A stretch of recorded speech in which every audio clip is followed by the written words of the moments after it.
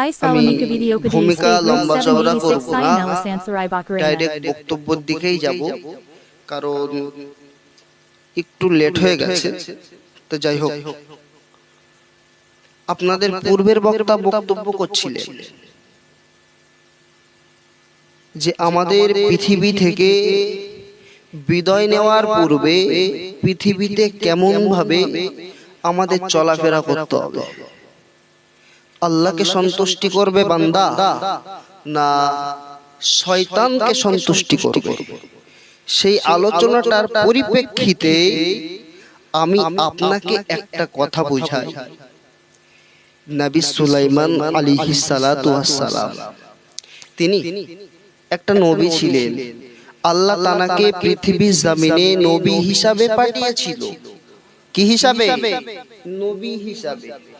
যেমন আমরা আখিরি জামানার নবী উম্মত, ঠিক তেমন নবী সুলাইমান আলাইহিস সালামকেও আল্লাহ পাক এই পৃথিবীর জমিনে নবী হিসাবে পাঠিয়েছিল। কারণ নবী দ্বীনের দাওয়াত দেওয়ার জন্যই পাঠিয়েছিল, যে সুলাইমান নবী পৃথিবীর জমিনে আমার বান্দা বান্দীদিগকে এই ইসলামের প্রচার প্রসার করবেন, এই জন্যই পাঠানো হয়েছিল। জোরে হয় না? চিলে হয় না? তাহলে আমি যেমন আপনাদিগকে নিয়ে একটু আলোচনা করছি যে আমাদের ইসলামের শরীয়তের মধ্যে কেমন ভাবে চলাফেরা করতে হবে, আমাদের কোরআন শরীফ কি হুকুম দিয়েছে, হাদিস কি হুকুম দিয়েছে, মাসলা মাসাইল কি হুকুম দিয়েছে, ঠিক তেমন নবী সুলাইমান আলাইহিস সালাম তার উম্মতিদিগকে নিয়ে একটা আলোচনা করছেন, সভা করছেন, দ্বীনের তালিম দিচ্ছেন। ওখানে সুলাইমান নবীর উম্মত সকলে রয়েছে।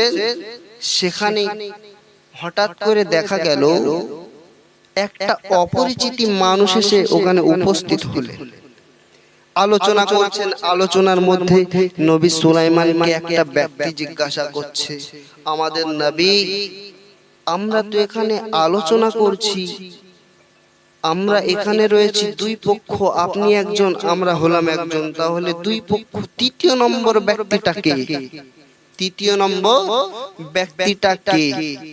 নবী সুলাইমান বললেন, বাবা তোমরা কি চিনতে পারছো না ওই ব্যক্তিটা কোন ব্যক্তি?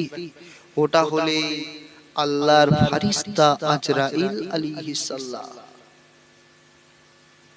বললেন, আজরাইল আলাইহিস সালাম এখানে এসেছে কেন? নবী সুলাইমান বললেন, জানো না, আজরাইল যে উদ্দেশ্য নিয়ে আল্লাহ পাক আজরাইলকে পাঠান, আজরাইল কাজ নিয়ে আসেন এবং কাজ নিয়েই যান, কাজ নিয়ে আসেন। কি নিয়ে আসেন?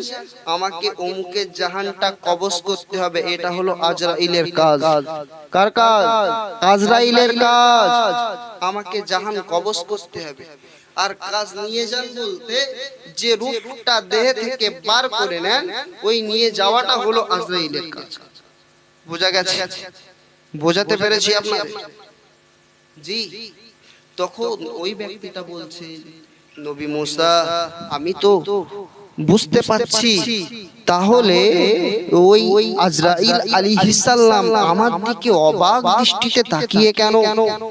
নবী সুলাইমান বলছে, আজরাইল এসে তো জাহান কবজ করার জন্য, কিন্তু তোমার দিকে অবাক দৃষ্টিতে তাকিয়ে কেন আমি কিভাবে বলবো?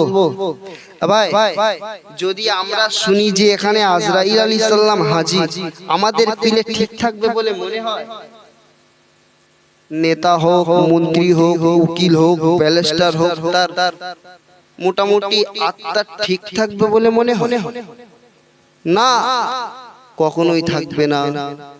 কারণ আজরাইল তো জাহান নিয়ে যাবে, তাকে দুনিয়া ছেড়ে বিদায় নিতে হবে।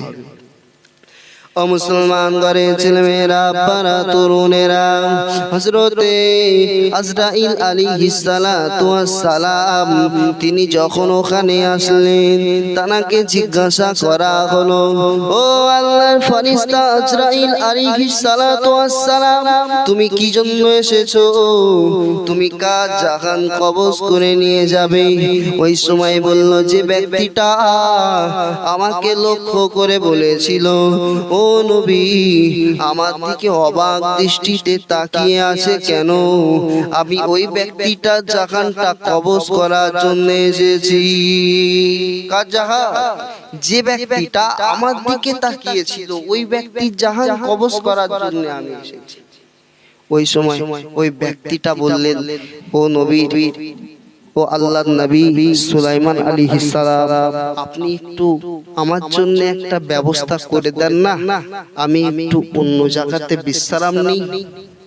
নবী সুলাইমান জানে যে আমি তোমাকে যেখানেই পাঠাই না কেন, কিন্তু তোমাকে আজরাইল ঠিক সেখান থেকেই জাহান কবজ করে নেবে, কিন্তু আমি কিছু করতে পারবো না। তারপরেও নবী সুলাইমান আলাইহিস সালাম এই মনকে সান্ত্বনা দেওয়ার জন্য বললেন, ঠিক আছে, তুমি এত কাকুতি মিনতি করছো, তাহলে তোমার জন্য আমি একটা ব্যবস্থা করে দিই।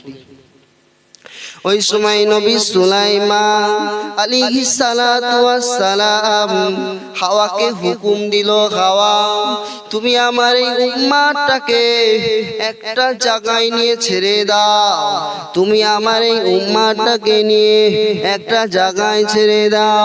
ওই সময় উম্মতটাকে নিয়ে একটা জায়গাতে চলে গেলে, চলে যাওয়ার পরে যখন বলল আমি এখানে থাকবো আর কোথাও যাব না, ওই সময় নবী সুলাইমান আলাইহিস সালাতু ওয়াস সালামকে সালামের উম্মতকে ও জায়গাতে রেখে দিলেন। কোথায় রাখলেন? নবী সুলাইমান আলাইহিস সালামের উম্মত যেখানে বললেন এখানে আমাকে ছেড়ে দাও, ওখানে ছেড়ে দিলেন। ছেড়ে দেওয়ার পরে কিছুক্ষণ পার হয়ে গেল, সুলাইমান আলাইহিস সালাম উম্মতিদিগকে নিয়ে যেখানে আলোচনা করে, দেখতে পাচ্ছেন ওই জায়গাতে সেই অপরিচিত লোক, মানে সেই অপরিচিত লোক মানে আজরাইল আলাইহিস সালাম উপস্থিত হলেন।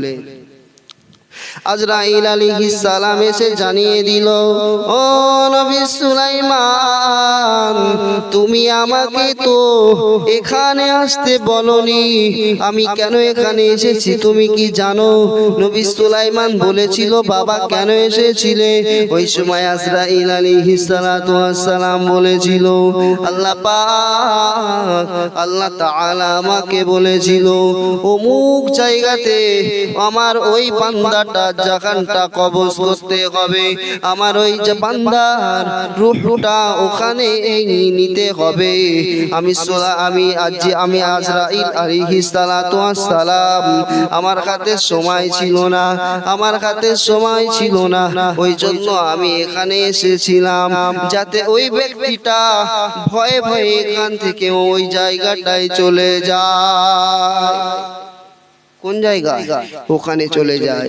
তাহলে এটাই বুঝতে পারলাম যে আল্লাহ পাক শুধু বান্দা দুনিয়া থেকে বিদায় নেওয়ার জন্য শুধু আজরাইলকে নিযুক্ত করেন না, বরং সময়টাও নিযুক্ত করেন, এবং কোন জায়গায় ওই বান্দার রূহটা কবজ করা হবে সেই জায়গাটাও নিযুক্ত করেন, ঠিক না? যদি নিযুক্ত না করতো তাহলে তো ওই বান্দাটার ওখান থেকে রূহ কবজ করতে পারতো, কিন্তু না, সুলাইমান আলাইহিস সালামের ওখান থেকে তুলে নিয়ে ওই জায়গাতে নিয়ে গেল, ওখান থেকে আজরাইল আলাইহিস সালাম জাহানটা কবজ করে নিলেন। আর আজকে আমার আপনার ঘরের ছেলে, যুবক, জওয়ান যুবক ছেলেরা একটা বড় শিরকি কথা বলে। কি কথা বলে দেখেছো? তাই তো, সেই তো, যদি এই ডাক্তার না দেখিয়ে ওই ডাক্তারটা দেখাতাম তাহলে হয়তো আর বলে না, বলে না, আছে। আবার এটাও বলে, ইস, আমি বারণ করেছিলাম, এই মোটরসাইকেলটায় নিয়ে এখন বার হোস না, তোর কোনো বিপদ হতে পারে।